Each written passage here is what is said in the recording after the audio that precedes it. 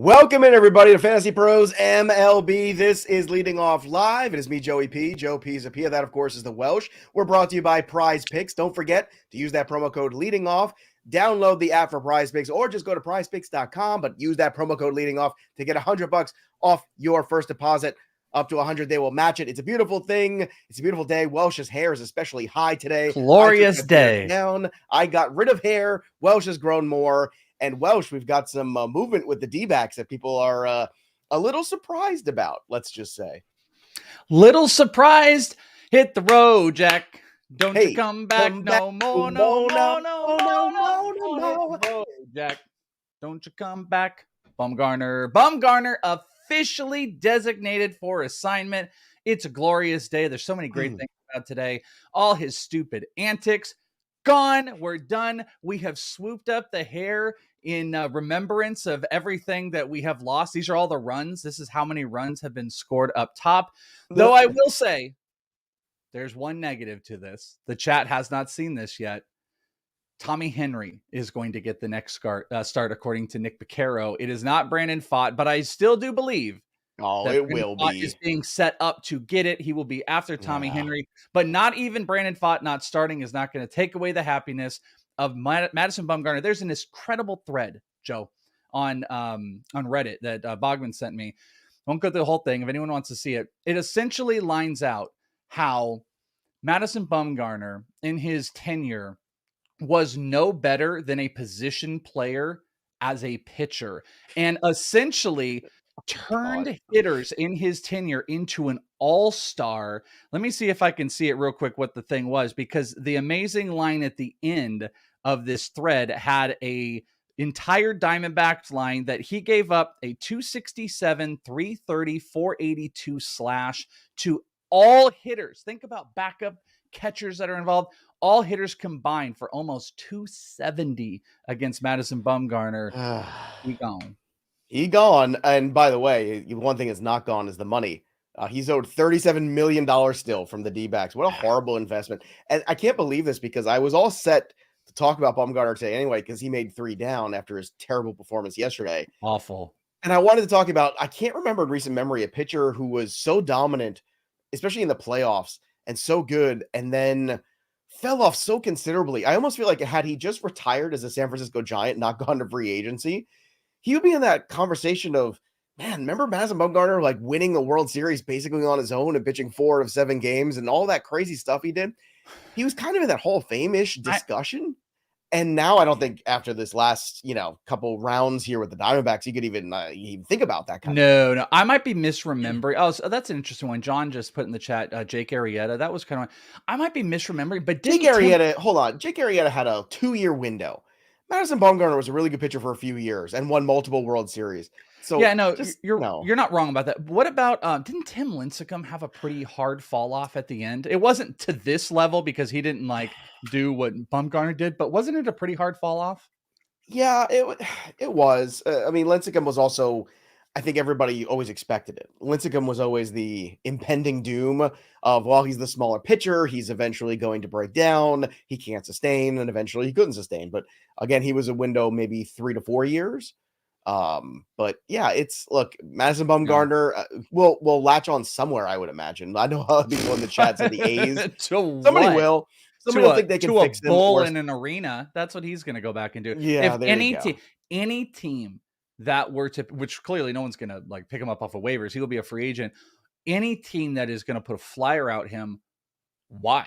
What's the redeeming factor? I mean, maybe he's a bad personality in the locker room. He's bad on the field. Different. He's bad at his job. If you're the A's, do you hope that he can help, with some of the young pitchers? Maybe. I don't know. I look, maybe nobody does. I don't know. At the end of the day, Bumgarner has been washed for a while.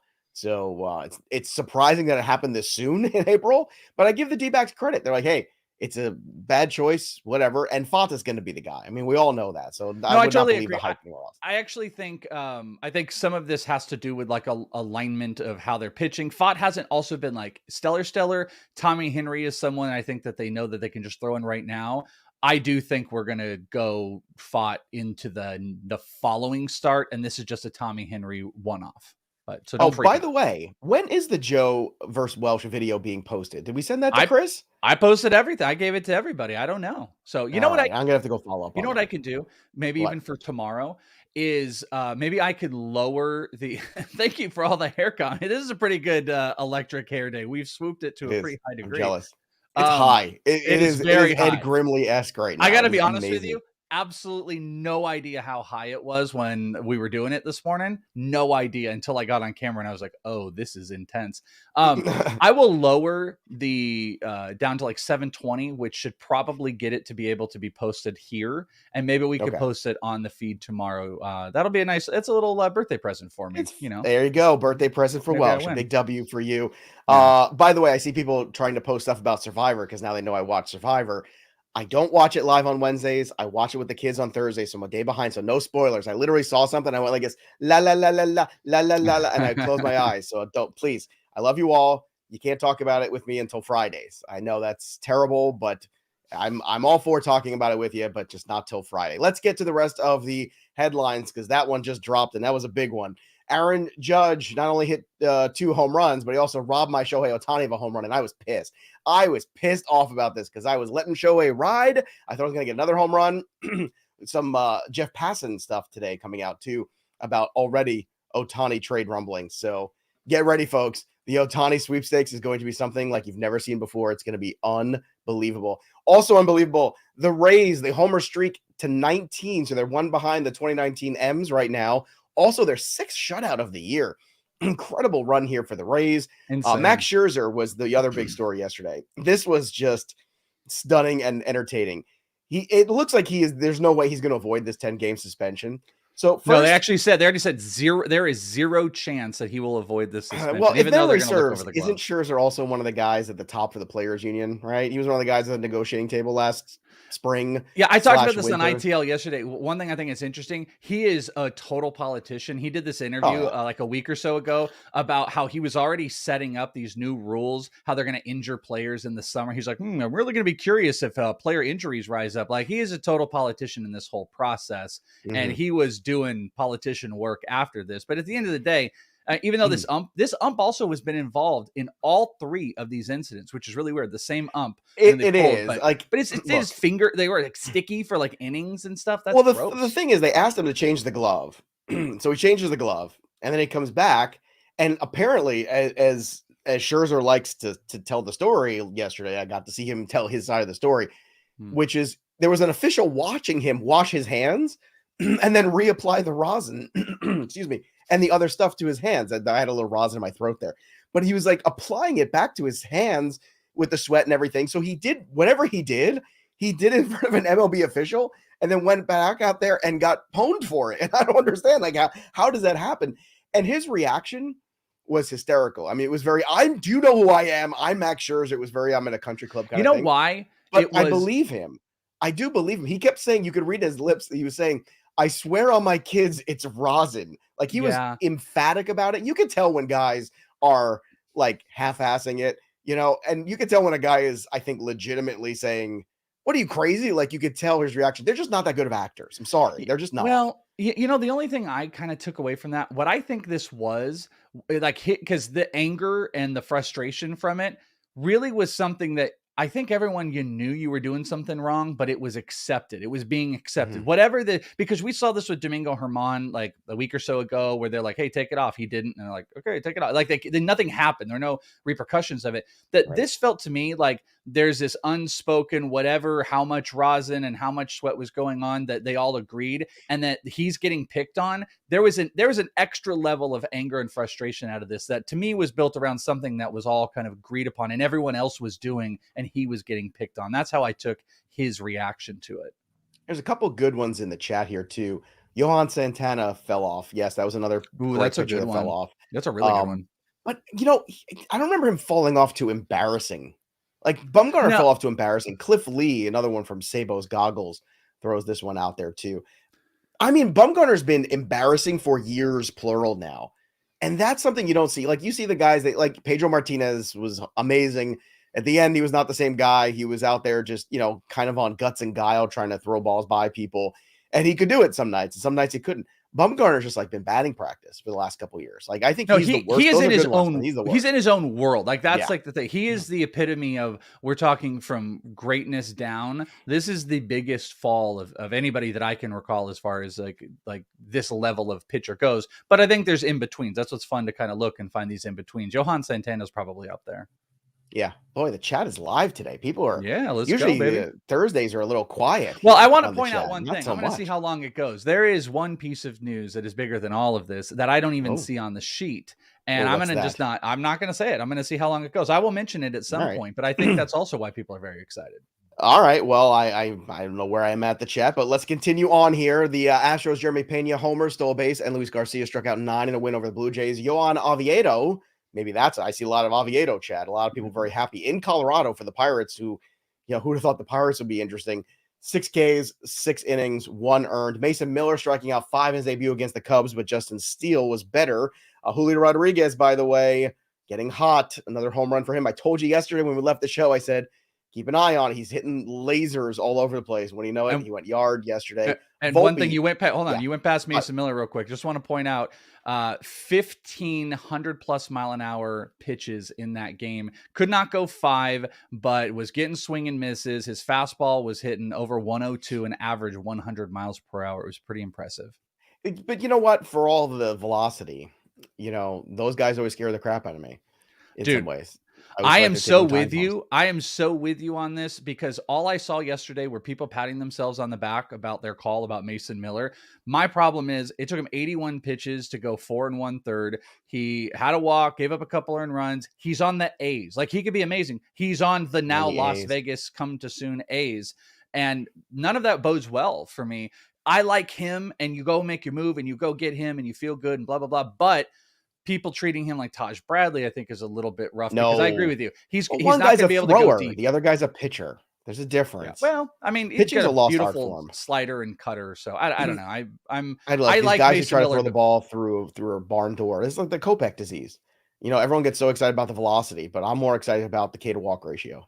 And I'm more excited about. He's got insanely high spin numbers. Like I'm not going to dismiss that at all. My point is like he's like Lodolo. And this is what I've been saying to everybody like Lodolo. He takes a lot of pitches every single at bat. And I think it's just going to be tough to get wins and to even qualify for wins. Mm-hmm. But I say all this and he'll go like, 6 and no hit in his next start with the A's. And it'll be probably. Anthony Volpe has 5 steals in 7 games. Edouard Julien, 3 for 4 with a homer. Joe Ryan picks up his 4th W. Got another win there in the betting column yesterday. And I saw a lot of people join the group yesterday. So awesome. Bettingpros.com/leading off. Join our little betting group. And so people started following me there too. So shout out to you. I see you. Kyle Bradish, 6 innings against the Nats. Against the Nats, but still 6 innings is good. And Nick Martinez strikes out 6 in a big win over the Braves. Lots of injuries, so let's fly through them, Welsh. Miguel Rojas, hamstring to the IL. Ramon Laureano, left groin to the IL. Brewers, Garrett Mitchell, 10-day with the shoulder subluxation, which is always a hard thing to say. I probably said it wrong earlier. But whatever. I gave it my good old college try. Corbin Burns with the pectoral is going to make his next start. So that's good. I'm sure everyone's going to be holding their breath. But Yordan Alvarez also was back in the game yesterday. So that ankle thing was not a big deal. Jorge Mateo did leave Wednesday with a hip issue.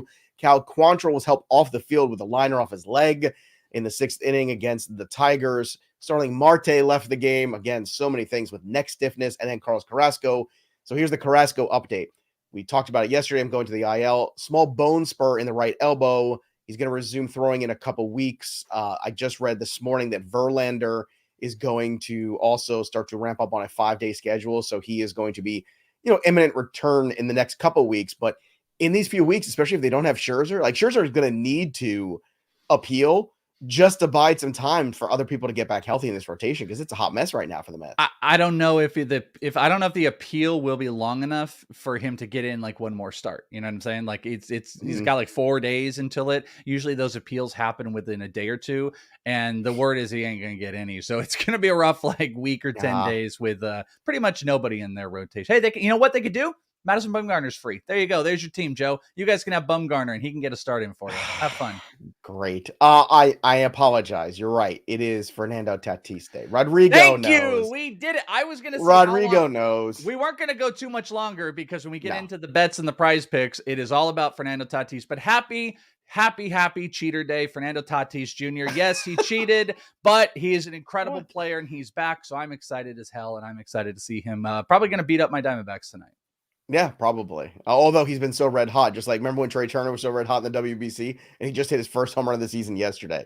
So Yeah, let me remember that. It was like, oh my God, Trey Turner's oh my God, he's the greatest player ever. He's done very little for, not very little, but relatively quiet for the first 20 days of the season. Here's a fun fact from yesterday. 3 managers got ejected yesterday. So you gotta love those, day games where people can lose their mind too. So the A's, the Reds, and the Angels, all 3 of them had managers get ejected yesterday. So that was a good one. Kurt Morris, our good friend Kurt, is in the chat. Remember yesterday I told you about my buddy Kurt back into fantasy baseball using the stuff. Now he's not only using the FantasyPros tools, but he's here watching live. So look at that. So look at that. Not a fake story. Not a fake story at all. See? Kurt Real is people. real. It's all real. What's look up, at Kurt? it. Look at the handsome beard right there. But Pryor was great for a short period of time. Bumgarner was really good for, I feel like, a good, 6 years.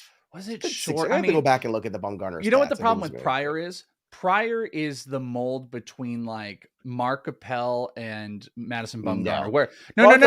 Follow me. Let me finish. Let me finish. No, I know. But what I'm saying is Mark Appel is a trigger word for me, by the way. It's one of my triggers because I never thought he was any good, and everybody kept telling me he was. Well, and but everybody did think he was good. So my argument is potential. I'm saying Mark Pryor was this full build potential ace, could be everything. He had a couple seasons where it worked, and then it was injury after injury after injury. So he's not really, I guess he's not even really like the Bumgarner situation at all. It's just he was unfilled potential, I feel like, with Pryor.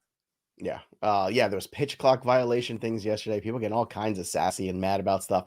Let's continue on with the 3 up and 3 down. Tommy Edman had himself a day. He's not one for a lot of extra base hits, but here's the funny part. He got the double, he got the triple, and the homer. He couldn't get the single. Tommy Edman couldn't get the single for the cycle. That would kill me. I know. Could you imagine, like, that's your day? The double, the triple, the homer, but no single. 5 ribbies for him. Trey Turner, 3 for 5 with a double, a homer, his first of the year. It was also my prize pick yesterday. So I hope you were in that. Brandon Nimmo, how about that day? 5 for 5 with a dinger, his first of the year. So he's on the board now, and too. Stealing some bases now, too. That's so right. Watch out. And so officially, Trey Turner and Brandon Nimmo have as many home runs as Welsh now, because Corbin Carroll, not only did he hit 2 doubles, but he walked twice, I believe, yesterday. He had a great day. Don't deceive me. He was 2 for 3, 2 doubles, 2 walks, and a stolen base. He did everything except get me my homer, but he did cash, by the way, in PrizePicks. A cash there. I don't know if I had him there, but I had him in another place as well. So he did everything but give me the homer, as I will never get the home run call until today. Oh, today's the day, huh? All right. I didn't even look to see who you picked today. But I will say this, when it comes to the prize picks too, the thing that I like is if you're in on a player, and we've been doing this lately, then you go all in on that player. So you're going for the fantasy score because that's an easy one to get, and then you go for the total bases. Like you go all in on the one player, and then you find the third other thing that you like. It's a great approach to it. It's fun. You should go check out the prize. I smacked mine yesterday. You did. You smacked it good. You smacked the hell out of it. There you go. Some downs from yesterday. Levi Stout made his major league debut and gave up 7 earned runs in 4 innings, 9 hits. It was ugly. Brady Singer, also ugly. 5 earned, 3 walks, 4 Ks. His ERA is at 10. So he had one good start. Guys are hitting 348 against him. What do you do with Brady Singer? Because this was a guy who was actually kind of in that, hey, this is a good pitcher on a bad team. Draft him late. He has not been that guy for the last 3 of the 4 starts he's had. You cut him. I mean, I think you can move on. There's no reason to hold. You drop him for the Fott? Sure. If you want to speculate, you drop him for the Mason Miller. That's my new team name. Trim the Fott. Dropping the Fott? Did you say Trim the Fott? Oh, trim the Fott. I did drop a Weird Al reference yesterday. You did?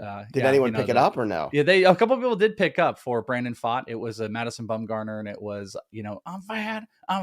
Come on.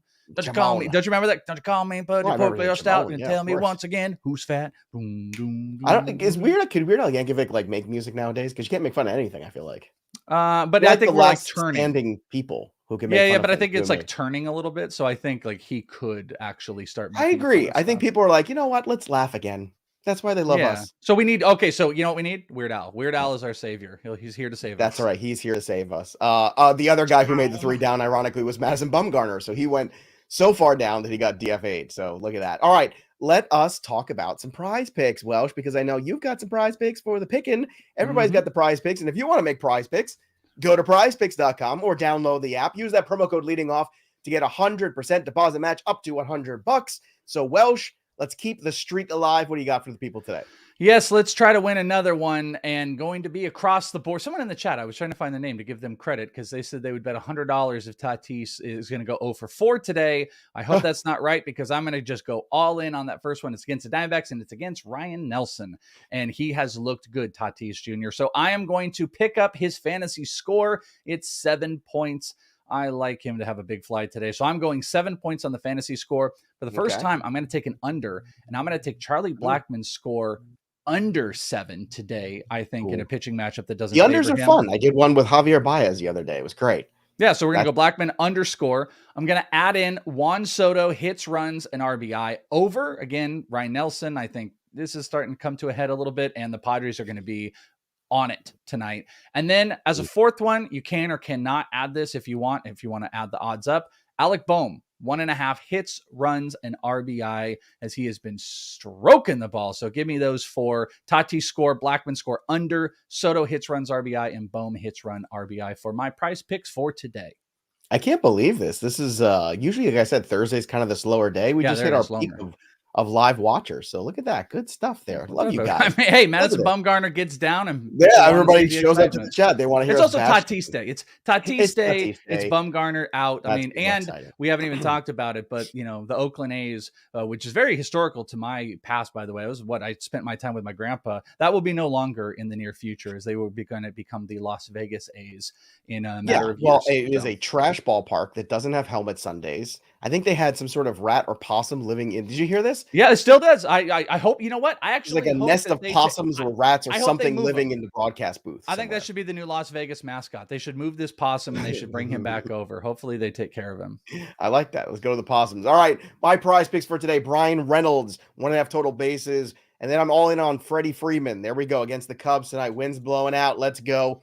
1.5 total bases, 7.5 on the over for the fantasy points there for Mr. Freddie Freeman. And again, let's get to some betting stuff here as we like to do. Don't forget, when you have the betting things here, make sure you go put them in over Betting Pros. It's free. We want you to join our group, bettingpros.com/leading off. And again, you don't have to be putting real money in the picks. You can just go on there, risk units, and compare how you would do. You could do it just for fun as a game, as you're watching the games. It's a good time. And if you start to build confidence and you start to get what's going on here and you're watching the show and listening to the show, we're going to help you win money doing that too. Baseball is very hard compared to NFL, NBA in a lot of ways because there's so much failure built in and so many weird anomalies that happen and so many injuries, my goodness, on a daily basis. But still, we've had a pretty good track record. It bears it out. Go check out the leaderboard. We're making you money. For me today, I'm going to troll the Mets. There you go. Sean Manaea plus 120 against the Giants. He's at home, and the Giants have been meh. They're 6-11, but I want to see Senga kind of show it to me a little bit. He wasn't great in that last start. I know he was on the bench for a long time because they scored 17 million runs, but he's only pitched against the A's, and that wasn't a great start, and then 2 against the Marlins. So I want to see what he does against the Giants here. But Manaea, I think, has a puncher's chance for the upset here. I also like Juan Soto, the over in total bases.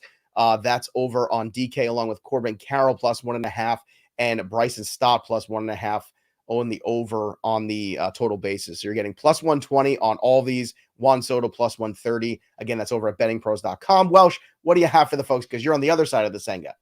Yeah, well, I want to point out, I do actually like that Soto and that Carroll total base one. I might actually tail those as well. I just like Senga with the strike. I like with the strikeouts. He has been a strikeout machine. The Ghost Fork gets it done right now. Teams have not quite caught up. The Giants are one of the more. Hold on. Cousin Donnie might have had the better name for the new A's moving to Vegas. The Slutters. Vegas Slutter. I saw someone do like the. Come on, there it is. There it is. The Las Vegas Slutters. Look at that. I mean, it does itself. Come on. I like Go Cards, the Royal Flushes with all of their poop-related toilet incidents in Oakland. I think all of those work. The Slutters works as well. All right. So Kodai Senga, I like the 5.5 strikeouts. I'm actually putting 2 units on it because it's pretty juiced up. The Giants strike out a ton. So that's why I like that. I've got this is a little 2-teamer parlay. Phillies, first 5 up by 1 run, and Pittsburgh money line. First 5, and you get plus 161. So Philly's up by a run after the first 5. Pittsburgh's just straight money line with Contreras at plus 161. I'm going McCutchen, 1.5 total bases, which is plus 120. That's kind of following Joe's total base run. And just for the haters, Fernando Tatis home run at around 250, 245. Plus, it should be way higher. It is crazy, crazy down right now, but I'm going to go with the Tatis homer today. Yeah, I imagine whenever they move to Vegas, whatever they decide is going to be a cool looking uniform. Like, I don't think they're going to be the A's anymore. I think they're going to change the name and the whole thing. It's going to be black. It'll be black and gold. I think it'll probably be representative of the rest of the Vegas teams. There'll be some gold, white, black involved in it. Yeah. It'd be cool. All right. Let's talk a little bit about some other ways to have some fun with baseball. So Rare is fun.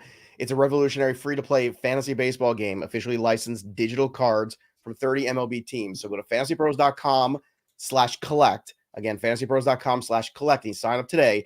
You build and manage your own MLB team like a pro. So what you do is you go ahead and you can buy, you can scout, you can sell and compete with other players every single week. And you actually own your cards. And you win or lose basically based on the team you have. So hopefully you didn't have Madison Bumgarner as one of your cards because that would have sucked. But So Rare MLB allows you to advance to higher levels of competition. And you can join now at fantasypros.com/collect and take your fantasy baseball experience to the next level. It's very cool. If you like cards, you like digital stuff, you like baseball, this is a perfect marriage of all those things. Again, So Rare MLB, the next era is yours. Today's a weird slate for DFS. Yesterday was weird too, but we targeted what we liked and it worked. To me, it's Ronzi Contreras at 7.3, Matt Strom, who you've been on at 9K, Shomanaya as the oppo play to Senga. So Senga's going to be heavily invested in. I don't think that's wrong, but if you want to make money and be different, Manaya at 8.6 is a great way to do that. I'm in on the Dodgers offense, the Padres offense, obviously with Tatis back, Arizona and Philly. And the value plays today, you got Stott at 2.9 leading off, Trey Mancini at 2.6, Gabe Moreno still 2.6, and Tommy Pham, if he's in the lineup today, which I imagine he will be with Marte having the neck issue, he's 2.7. He's been swinging a hot bat as well. So that's a neat little one for you. All right. I'm going Freddie Freeman today for the home run call. No surprise there. If you're looking at the board, it's the same as yesterday.